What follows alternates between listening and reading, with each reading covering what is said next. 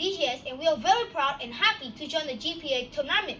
So today, we as a team would like to present about the case how courage and creativity would defeat the evil force.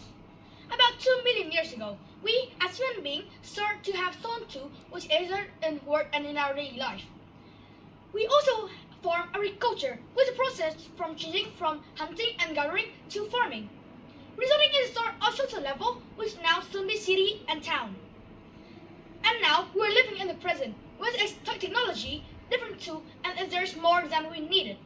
From today's presentation, we would like to deliver and state it strongly that creativity and courage is able to defeat evil force. We would like to define two words, evil forces and courage. Evil forces are death, hunger, or darkness that come from bullies, corrupted governments, or bad things that happen in our life that could bring those things I talk about. Courage is a feeling that pops up in our heart suddenly for us to do something that is morally right.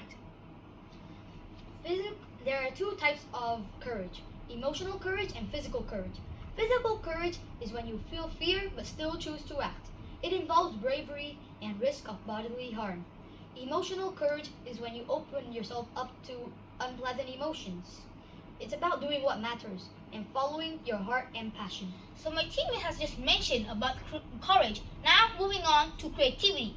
So our first type of creativity what we would like to mention is native creativity. Native creativity usually refers to doing experiment or test with logic. For example, Thomas Edison. While creativity can also be used to make prediction and show how tests or experiments could be done and how they are linked to another and together. And second type of creativity is deliberate and emotional creativity.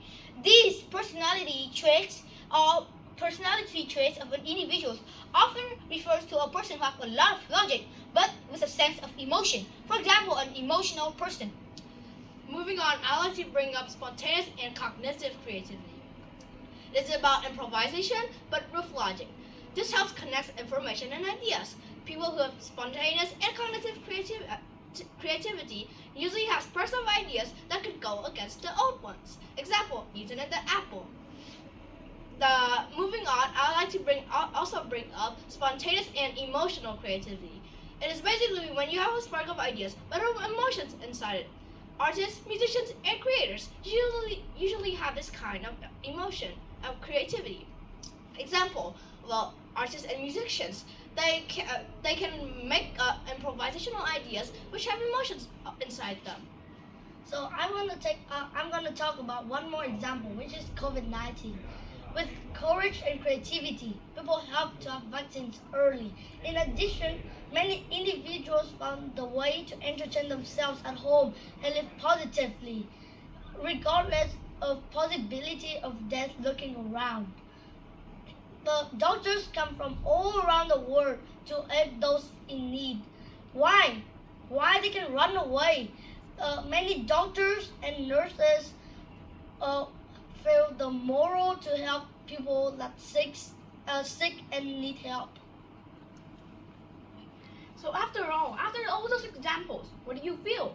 As a team, we feel that creativity and courage is a need to go through and to push and to defeat the evil forces. And that's why we are here today.